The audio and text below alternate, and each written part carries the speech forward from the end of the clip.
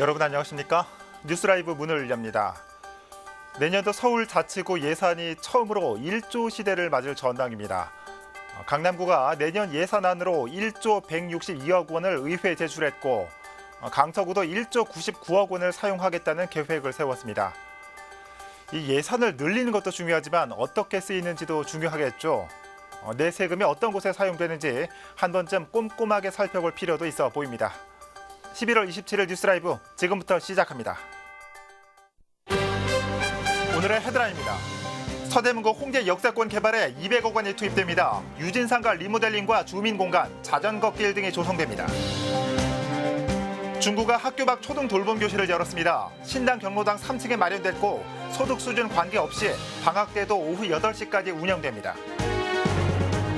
민간 위탁 사업의 투명성을 높이기 위해 마포구의회가 특위를 구성했습니다. 사업자 선정 기준과 사업 과정 전반을 점검합니다. 보건소 출장으로 황제 독감 접종을 받은 서대문구 의원들이 공개 사과했습니다. 서대문구는 구의원 무료 접종을 재검토한다는 입장입니다.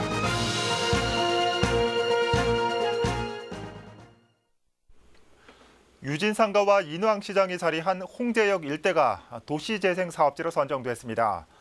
앞으로 5년간 이곳에 200억 원의 예산이 투입됩니다. 첫 소식 이혜진 기자가 보도합니다. 홍제역 인근에 자리한 유진상가.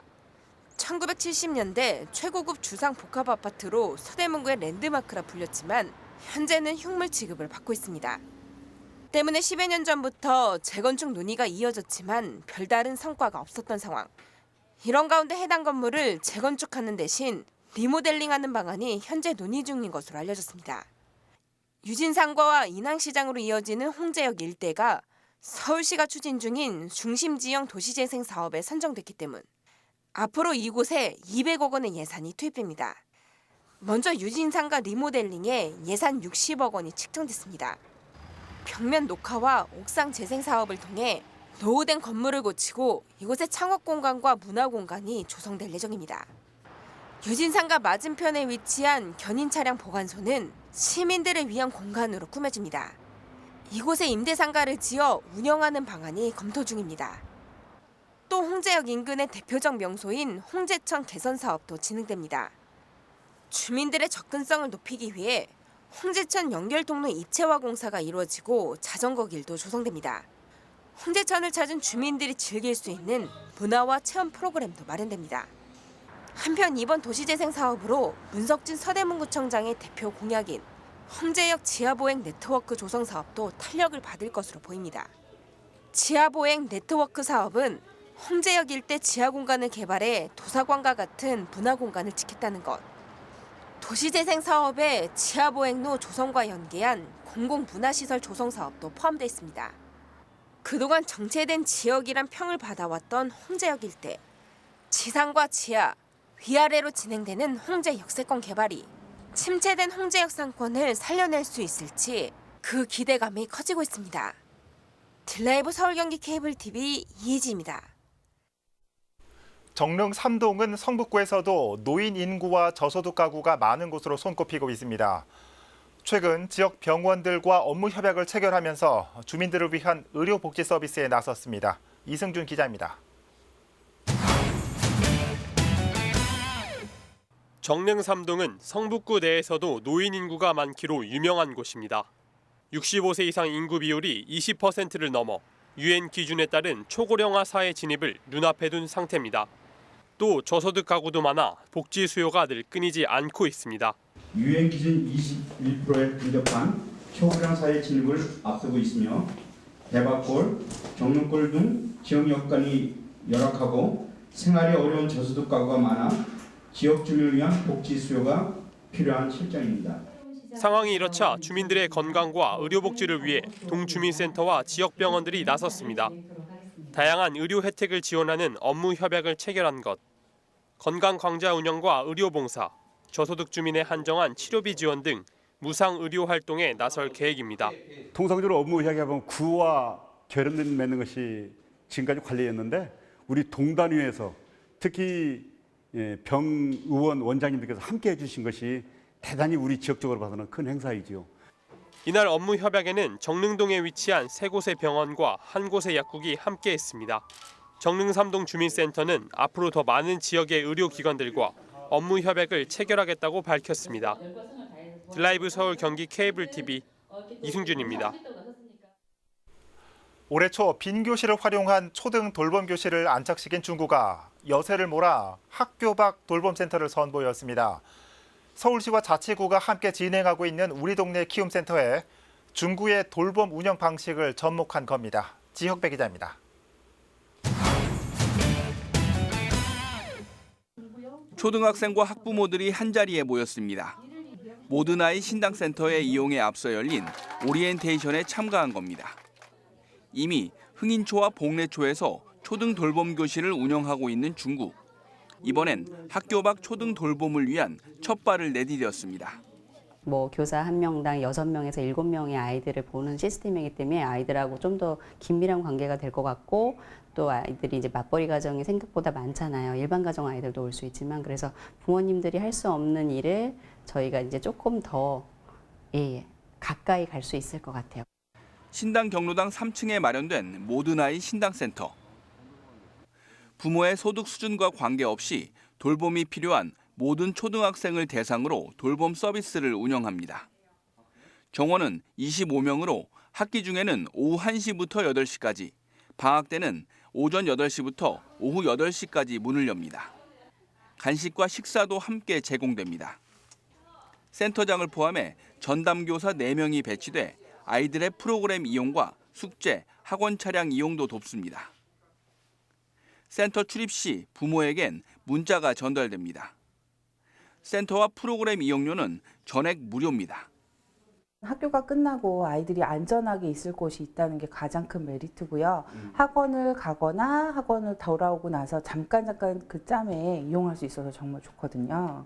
그리고 아이들이 돌아왔을 때 얘가 잘 들어갔나 걱정이 되는데 문자 서비스를 통해서 중구는 1호점인 모든 아이 신당센터를 시작으로 다음 달엔 중림센터와 손기정센터 운영을 준비하고 있습니다. 앞으로 지역 내 기업과 대학을 연계한 특별 프로그램도 발굴할 계획입니다. 딜라이브 서울 경기 케이블 TV 지역배입니다. 제234회 마포구의회 정례회가 다음 달 19일까지 25일간의 일정으로 개최됐습니다. 이번 정례회에서는 마포구 적극행정운영조례안과 의사상자 지원 조례안 등 모두 30여 건의 안건이 처리될 예정입니다. 또 2020년도 예산안 심의가 진행되며 이를 위해 권영숙 의원을 위원장으로 하는 예산결산특별위원회가 구성됐습니다. 한편 25일 열린 제1차 본회의에서는 어린이집 보육료 현실화를 촉구하는 결의안이 의원 만장일치로 채택됐으며 이민석 의원은 5분 자유 발언을 통해 새우젓 축제의 개선 방안을 제언하기도 했습니다.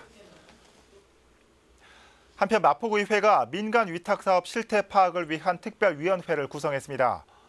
행정기능 확대로 민간 위탁 사업은 증가하고 있는데 특혜 의혹과 관리감독 부실 등의 문제점도 지적되고 있는 만큼 사업의 투명성을 높이겠다는 의도입니다.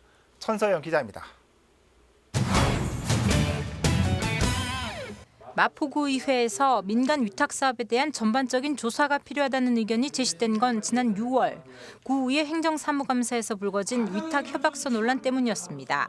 당시 구는 마을자치센터 민간 위탁을 두고 모 기관과 업무 협약을 맺었는데 구청장 직인을 사전에 받아야 하는 직인 날인 요청 결제 없이 사용한 겁니다.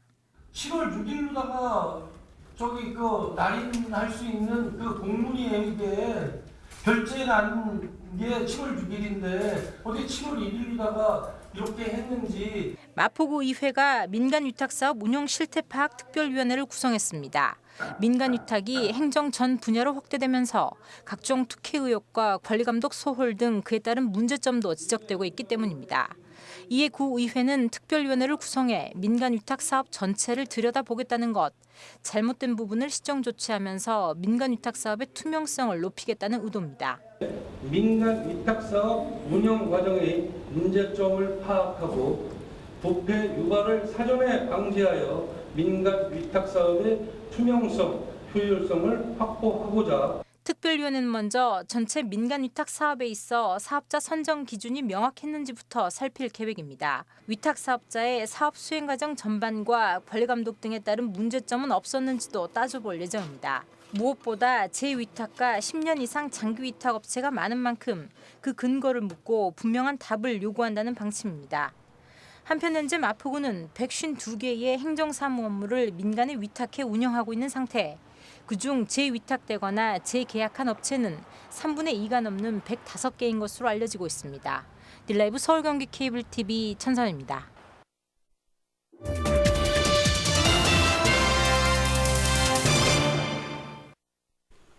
지난 8월 서울시가 위례 트램에 대한 노선명과 환승 체계 등을 수립하기 위해 기본계획 용역을 착수했습니다.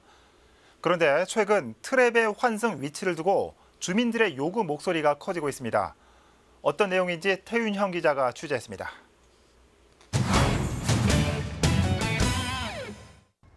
지하철 5호선 마천역과 8호선 복정역, 운암역을 잇는 위례 트램 사업. 1,800억 원의 사업비 전액을 LH가 부담하는 재정사업으로 현재 서울시가 노선명과 환승 체계 등을 수립하기 위해 기본계획 용역을 진행 중입니다. 그런데 최근 LH가 환승 위치 등이 다른 트램 재수립 용역을 서울시에 제시하면서 환승 편의성이 떨어질 거란 우려의 목소리가 나오고 있습니다. 당초 위례 트램 사업이 계획되던 위례 광역교통개선대책과 현재 서울시 도시철도 기본계획상의 트램 노선에서는 5호선과 연결된 부분이 마천역과 80m 정도 거리를 두고 있습니다. 하지만 LH의 용역에서는 환승 위치가 대략 370m 떨어져 있는 것으로 확인됐습니다. 노선의 전체 길이도 기존 5.44km에서 400m가량 줄어들었습니다. 주민들은 환승 편의를 위해 기존안대로 마천역과 트램 노선이 80m 정도 이격되어야 한다고 말합니다. 300m도 아니고 400m 정도 이격을 한다라는 것은 상당한 그 거리상에 있어서 이제 심리적으로도 그렇지만 그 철도와 철도가 연결되는 어떤 그런 면에서 네트워킹에 대한 어떤 가치가 훨씬 좀 불편하게 만들어진 케이스고, LH 측은 당초 사업 타당성이 없어 민자 사업에서 재정 사업으로 전환된 만큼 합리적인 사업 계획과 예산 절감 방안을 찾기 위해 용역을 추진했다고 밝혔습니다. 마천역 인근의 트램 노선이 짧아진 이유에 대해서는 인접도로가 협소해 트램이 통과할 수 있는 최소한의 폭을 고려한 것이라고 말했습니다. 사업 주체인 서울시는 LH의 용역 결과는 단순 참고 자료로 활용 중이고 최종안은 현재 진행 중인 기본계획 용역 결과가 나와봐야 알 수 있다고 밝혔습니다. 한편 주민들은 이 밖에도 트램 차량의 공사 기간을 단축하고 무빙워크 설치 등 마천역과 복정역, 운암역의 환승 시스템을 최적화해달라고 서울시에 공식 건의했습니다. 딜라이브 서울 경기 케이블 TV 태윤영입니다. 서대문구 의회 의원들이 본회의장에서 단체로 무료 독감 예방접종을 받은 이른바 황제접종 논란이 커졌습니다. 이에 대해 해당 구의원들은 접종비를 전액 환불하겠다며 공개 사과했습니다. 이혜진 기자가 보도합니다. 지난달 서대문구 의회 의원들이 본회의장에서 단체로 독감 접종을 받은 것으로 알려지면서 논란이 시작됐습니다. 이른바 황제 접종을 했다는 것. 10분 거리에 보건소가 있는데도 출장을 불러 접종을 했다는 사실이 문제가 된 겁니다. 이에 대해 서대문구는 바쁜 구의원들의 일정을 고려해 단체 접종을 했다고 밝혔지만 의료법에선 출장 접종을 제한하고 있습니다. 더욱이 서대문구가 작성한 예방접종 계획안에도 구의원은 보건소나 위탁 의료기관을 직접 방문해 접종해야 한다고 명시돼 있습니다. 특히 이번 논란은 서대문구가 구의원을 독감 무료 접종 대상자에 포함시키면서 시작됐습니다. 정부가 지원하는 무료 접종 대상자 외에 자치구가 구비로 독감 접종을 지원할 수 있는데 서대문구가 지난해부터 구의원을 무료 접종 대상자로 정한 것. 독감 접종 관련 문서가 공개된 10여 개 자치구 중 구의원을 무료 접종 대상자로 포함한 곳은 서대문구가 유일합니다. 대부분 통반장이나 자원봉사자, 그리고 AI에 대응해야 하는 보건소 직원들을 구비로 지원하고 있습니다. 통반장이랑 이제 AI 대응 요원, 비민 접촉자들 해가지고 구의원들도 이제 비민 접촉자라고 이제 본 거죠. 이제 통반장처럼 주민들 많이 만나시고 하니까. 이처럼 논란이 커지자 서대문구 의회는 공개 사과문을 통해 이번 접종 비용을 모두 납부할 것이며 앞으로 본인 부담으로 개별 접종을 받겠다고 밝혔습니다. 서대문구 역시 구의원들의 무료 접종에 대해 다시 검토하겠다는 입장을 내놨습니다. 하지만 정부로부터 지원받지 못하는 의료 취약계층이 아닌 구의원을 왜 무료 접종 대상자에 포함했는지 아쉬움을 남기고 있습니다. 딜라이브 서울 경기 케이블 TV 이혜진입니다. 노원구가 내년도 살림 비용을 1조 원 가까이 편성했습니다. 올해보다 900억 원 늘어난 규모지만 국시비 매칭 사업 가운데 지방비 부담분이 커져 가계비는 여전히 빠듯할 거란 설명입니다. 박선아 기자의 보도입니다. 노원구 의회 제255회 정례회 1차 본회의. 오승록 노원구청장이 시정연설에 나섰습니다. 오 구청장은 먼저 2020년도 노원구 예산 총규모를 발표했습니다. 내년도 노원구 예산은 일반 회계 9,543억 원과 특별 회계 174억 원을 합쳐 총 9,717억 원으로 1조 원에 육박합니다. 올해보다 약 10%, 902억 원이 늘어난 규모입니다. 우리 구 2020년도 예산 총 규모는 특별 회계를 포함하여 9,717억 원으로 올해 8,814억 원에 대비 10.24%인 902억 원이 증가했습니다. 예산은 늘어났지만 살림살이는 빠듯할 것이란 설명입니다. 정부 주도형 국시비 매칭 사업으로 인한 구비 분담분 증가는 불가피한 현실이라는 것입니다. 용도가 정해진 국시비 매칭 사업과 법정 필수 경비 증가에 기인한 것으로 실질적인 자체 사업을 위한 가용 재원은 여전히 부족한 현실입니다.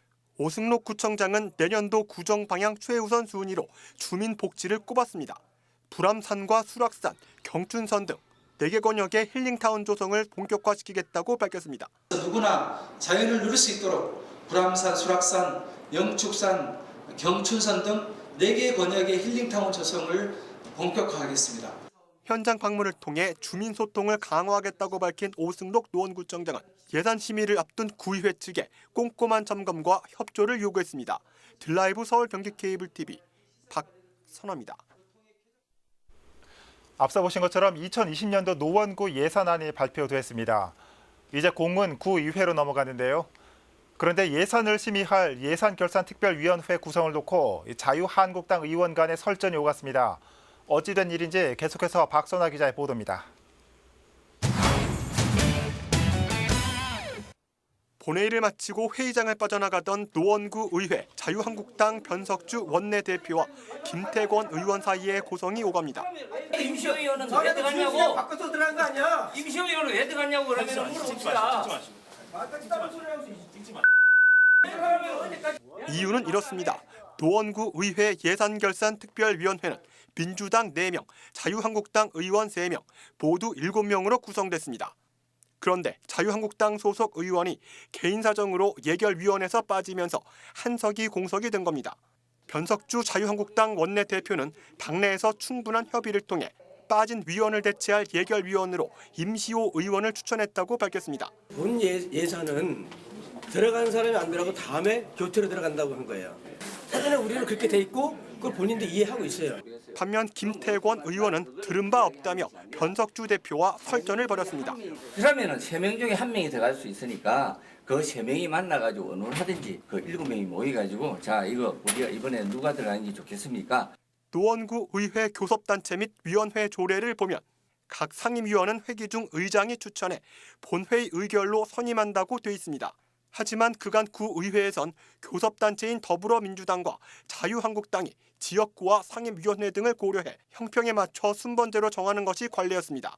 적합한 인물을 추천하기보다 때가 되면 오는 자리가 되다 보니 예결위원을 정하는 과정에서 가위바위보나 제비뽑기까지 등장했습니다. 우리 3명 중에 누가 들어가느냐? 이거를 갖다가 정확하게 우리 의논을 하자 하니까 가위바위보까지 해래. 지방의회 전문가는 예결위원은 주민 혈세를 관리 감독하는 역할을 담당하기 때문에 전문성이 필수라고 설명했습니다. 자치단체의 모든 분야가 그 안에 담겨 있습니다. 사실은 의회라는 것이 이제 주민의 혈세와 직접 관계된 일을 하기 때문에 그거를 심사하는 예결위는 대단히 중요하고요. 1조 원에 이르는 내년도 노원구 예산. 예결위원 구성을 놓고 심의 전부터 삐걱거림을 보이면서 과연 제대로 된 심사가 이루어질지 주민들은 의심하고 있습니다. 딜라이브 서울 경기 케이블 TV 박선아입니다. 성동구가 내년도 예산을 지난해보다 500억 원이 증가한 5,574억 원으로 편성했다고 밝혔습니다. 회계별로 보면 일반 회계 5,393억여 원, 특별 회계 181억 원으로 구는 복지와 경제, 스마트시티 성동 실현을 위한 예산 편성에 중점을 두었다고 설명했습니다.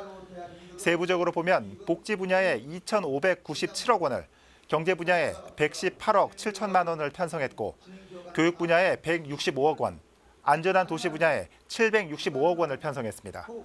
한편 내년도 예산안은 이달 25일 열린 제249회 성동구의회 정례회에서 심사 후 다음 달 13일 최종 확정될 예정입니다. 구로구가 희망온돌 따뜻한 겨울나기 모금을 시작했습니다. 매년 겨울 진행하는 희망온돌 따뜻한 겨울나기는 소외계층 지원을 위한 모금 행사로 올해 9억 원 모금을 목표로 합니다. 특히 내일은 딜라이브 디지털 OTT 방송 지역 채널을 통해 모금 생방송이 마련되며 행사장에는 먹거리 장터와 바자 회장 등이 마련됩니다. 한편 구로구는 지난 겨울 15억 7천여만 원의 모금 실적을 올렸으며 이는 목표액 8억 8천만 원 대비 179% 초과 달성한 수치입니다. 강동구에서 지역치안협의회 정기회의가 열렸습니다. 회의에서는 무단횡단이 빈번한 천중로 차도에 중앙분리대를 설치하는 안건을 처리하고 학생들의 통행 안전을 위해 성일초등학교 인근에 신호등을 설치하는 문제를 협의했습니다. 강동구청에서 진행된 이번 지역치안협의회에는 강동구청장과 강동경찰서장, 딜라이브 강동 디지털 OTT 방송 대표가 참석해 강동구 치안과 교통안전 등의 주민 민원을 논의했습니다.